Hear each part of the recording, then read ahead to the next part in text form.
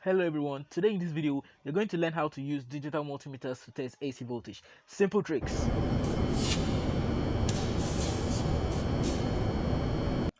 So welcome back again. So I set my knob switch to 750 volt, the maximum range of my multimeter, to avoid damage to my meter. So I'll be testing the outlet of this socket, but I do not know the voltage I'm trying to test. But here in my country, I really know that we operate a voltage of 220 volt, while in other countries like in USA they operate a voltage of 120 volt. In Europe they operate a voltage of 220 volt.